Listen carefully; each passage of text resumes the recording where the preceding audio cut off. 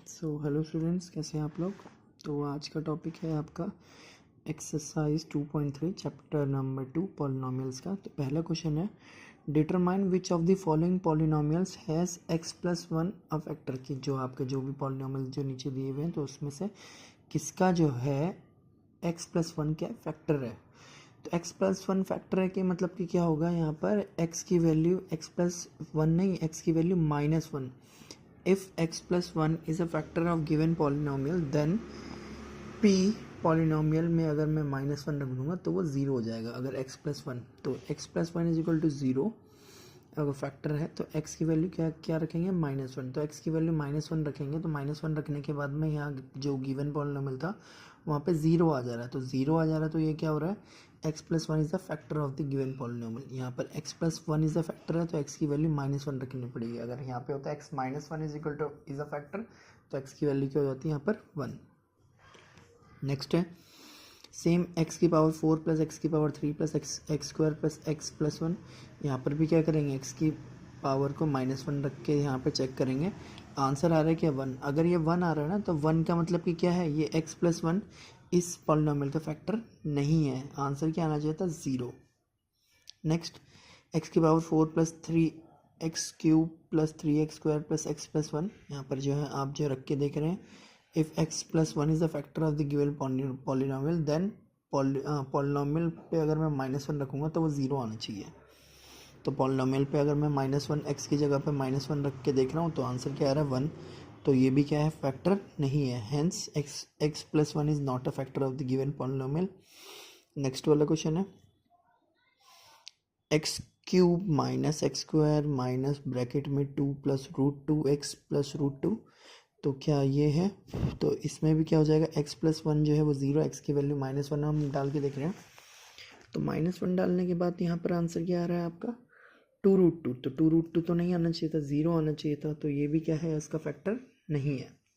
ठीक है, अब नेक्स्ट है use the factor theorem to determine whether gx is a factor of px in each of the following cases. आपको factor theorem को use करके बताना है कि क्या gx जो है वो इसका फैक्टर है कि नहीं है, इसके बारे में बात करनी है।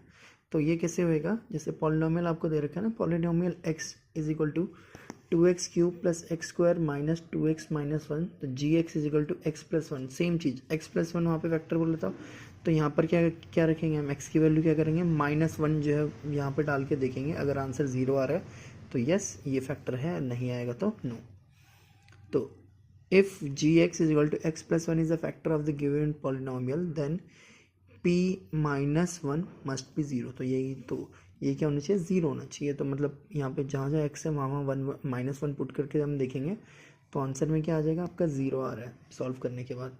तो 0 आ रहा है तो hence gx is equal to x+1 is the factor of the given polynomial. तो gx जो दे रखा है वो क्या है, x+1 क्या है आपका फैक्टर है इस पॉलिनोमियल का। नेक्स्ट क्वेश्चन है px is equal to x³ plus 3x² plus 3x plus 1। यहाँ पर gx दे रखा है x+2। अब x+2 किसी चीज़ का फैक्टर है तो x की वैल्यू जो -2 अगर हम लेंगे तो -2 लेने के बाद क्या हो जाना चाहिए, वो 0 हो जाना चाहिए जो पॉलिनोमियल अगर फैक्टर है तो। अब मैंने यहाँ पर लिया, यहाँ पर x की जगह -2 पुट करा, यहाँ पर -2 पुट करा, यहाँ पर -2 पुट करा, सॉल्व करा तो आंसर आ गया -1। -1 मतलब कि क्या है, gx is equal to x+2 is not a factor. ये फैक्टर नहीं है, यहाँ पर 0 होना चाहिए था अगर फैक्टर होता तो।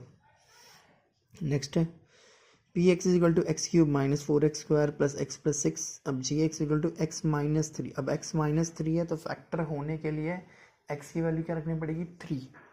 If gx is equal to x-3 is the factor of the given polynomial then p3 must be 0। तो यहाँ पर जो x है, x की वैल्यू जो है 3 पुट करके हम यहाँ देखेंगे।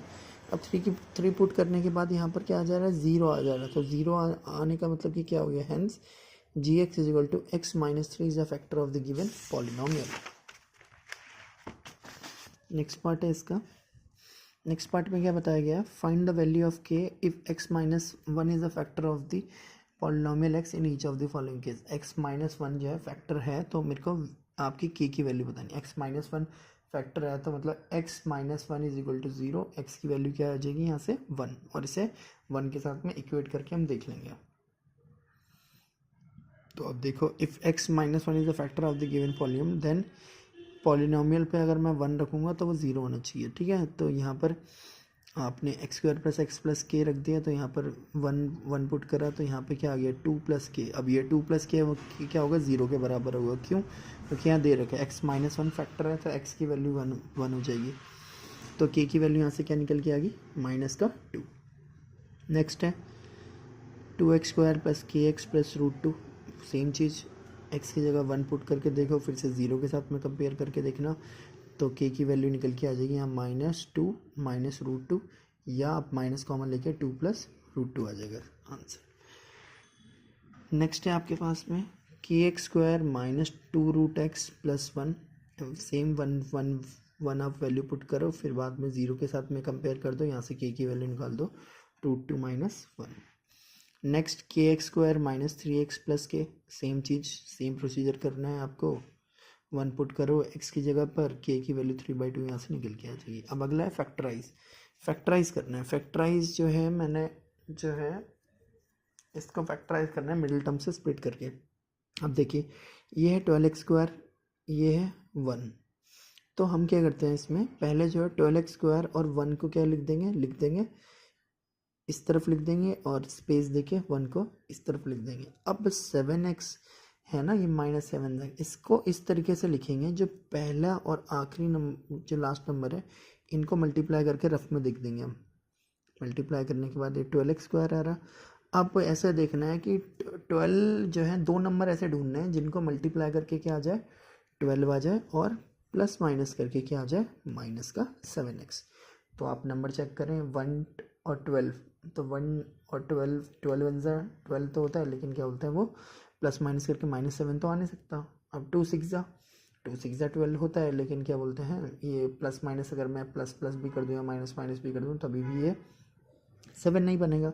4 3 12 होता है, तो माइनस का 4x ले लूँ और माइनस का 3x ले लूँ, तो यहाँ से ये क्या बन जाएगा, -7x, ठीक है। अब 12x square -4x -3x plus 1, यहाँ से क्या कर दो, 4x को यहाँ कॉमन ले सकते हैं। 4x को कॉमन लेने के बाद यहाँ अंदर क्या बच गया, 3x -1। दूसरे वाले पार्ट में कुछ कॉमन नहीं दिख रहा, तो -1 को कॉमन ले लो, और तो अंदर क्या बच जाएगा, 3x -1। अच्छा, ये हमेशा सेम होने चाहिए आपके, ये अगर आपके हमेशा सेम नहीं आ रहा है तो आपने कुछ ना कुछ गड़बड़ करी है। तो यहाँ फैक्टर्स क्या निकल के आ गए, 3x -1 4x -1। नेक्स्ट क्वेश्चन है 2x square plus 7x plus 3। 2x square plus 3 को आपने लिख दिया, इसको जो रफ में मल्टीप्लाई करके देखो, 6x स्क्वायर होना चाहिए। 6x मतलब 1 के टेबल में 6 आता है, बिल्कुल आता है, प्लस करके 7 हो सकता है। 6x प्लस x आपने ले लिया, यहाँ से 2x को कॉमन लिया, x प्लस 3 रह गया, अंदर कुछ इस वाले टर्म में कुछ कॉमन नहीं आ रहा था, यहाँ 1 कॉमन ले लिया, x प्लस 3 आ गया, तो ये क्या आ गया, x प्लस 3 और 2x प्लस 1, ठीक है। अगला क्वेश्चन है 6x square plus 5x minus 6। तो 6x स्क्वायर 36 होता है, 36 मतलब 9 4 जा 36, तो प्लस का 9 ले लो और जो माइनस का 4 ले लो, तो आंसर क्या आ जाएगा, इसका 5 आ जाएगा। आप कॉमन ले सकते हैं 3x को कॉमन लेने के बाद ये 2x प्लस 3 हो जाएगा, और ये वाली साइड से -2 कॉमन ले लोगे, तो अंदर के बच जाएगा 2x प्लस 3। तो आपके फैक्टर्स निकल के आ गए 2x प्लस 3 और 3x -2, ठीक है। नेक्स्ट है आपका 3x square minus x minus 4। यहाँ पर जो है 12 आ रहा है मल्टीप्लाई करने के बाद, तो 4 3 जा 12, तो माइनस का 4x प्लस का 3x, जो आंसर में क्या आ जाएगा, -x मल्टीप्लाई करने के बाद माइनस का 12x स्क्वायर आ जाएगा। सेम चीज़ आपने क्या करी, यहाँ से x को कॉमन ले लिया, अंदर बच गया 3x -4, यहाँ से कुछ कॉमन नहीं आया तो +1 ले लिया, अंदर बच गया 3x -4। 3x -4 और x + 1 के आगे इसके फैक्टर्स निकल के आ गए, ठीक है। आई होप आपको समझ में आएगा।